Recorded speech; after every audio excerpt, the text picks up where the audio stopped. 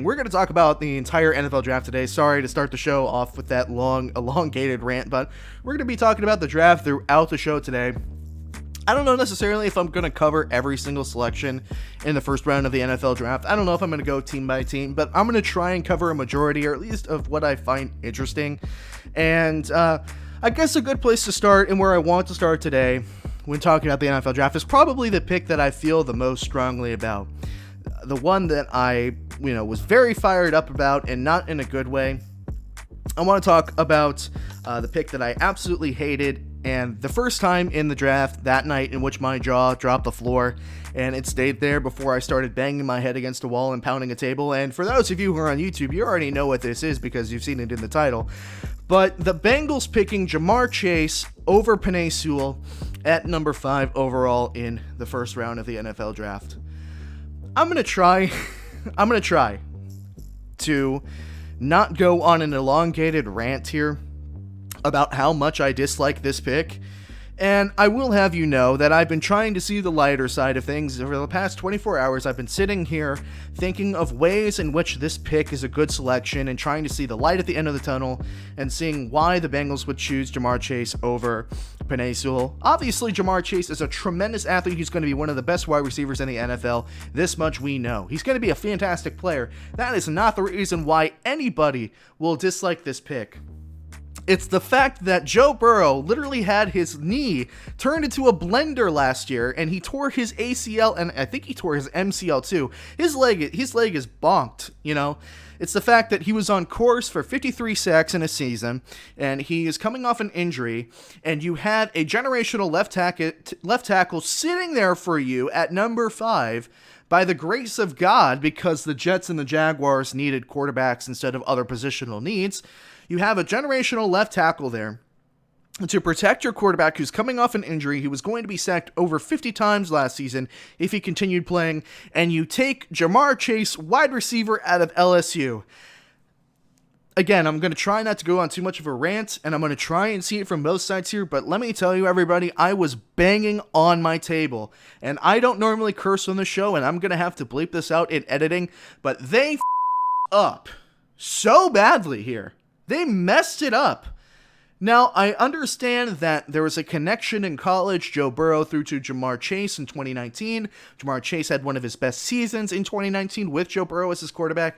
I get it. I understand where they're coming from. I don't put so much emphasis or weight on the whole, chemistry thing, where it's like, oh, you give Joe Burrow his college wide receiver, that's going to, instantly, make the offense so much better. And yes, you're right, chemistry does matter. I don't put too much emphasis on the chemistry between, college teammates, because the college game and the NFL game are so drastically different. You're not going to get away with some of the things that you got away with in college. So yeah, the chemistry is important, but when you're reading NFL defenses, it is a little bit different. And sure, as I said, the problem is not JaMarr Chase. JaMarr Chase is going to be a fantastic wide receiver. It was just not the right selection. The Penei Sewell, the left tackle out of Oregon, who I think the Bengals should have drafted, and pretty much everybody else thinks they should have drafted as well. Penei Sewell has been mocked to go to the Bengals for months and months and months now.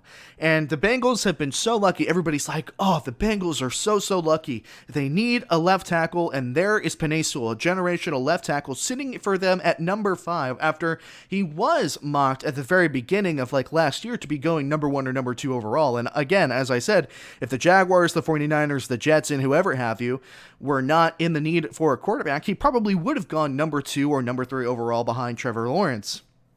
But the fact that the Bengals were just bad enough to be able to sit in that number 5 slot, to have Penei Sewell and then pass on him, again, I'm going to have to bleep this out, they up so badly.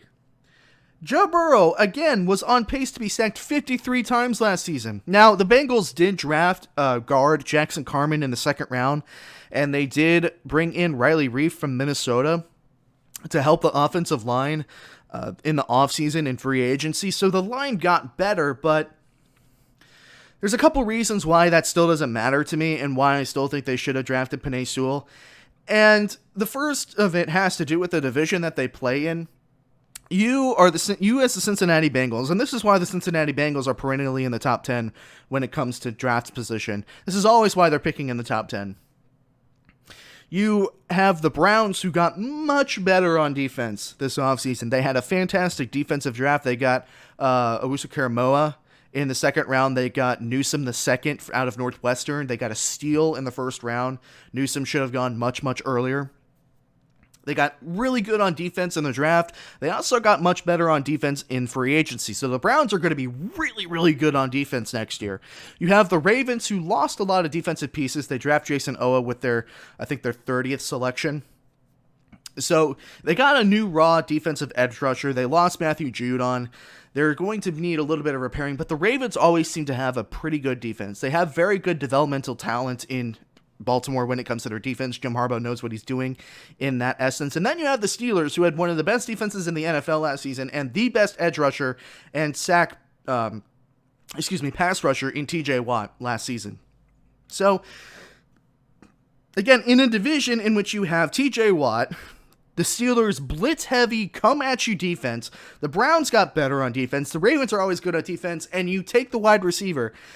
Ladies and gentlemen, you've heard it said time and time again by every former player and ESPN analyst, the battle is always won in the trenches. And in that division, you are losing the battle.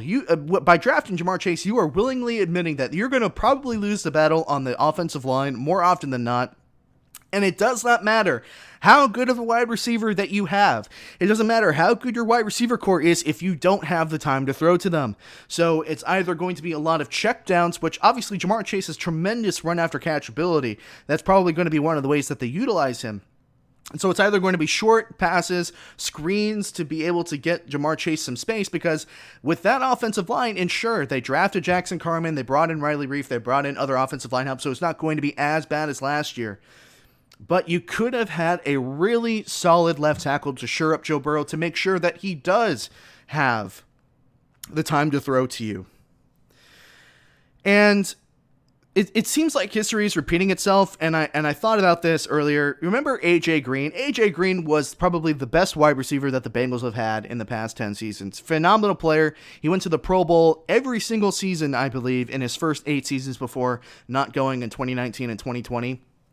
To me, this feels like A.J. Green all over again.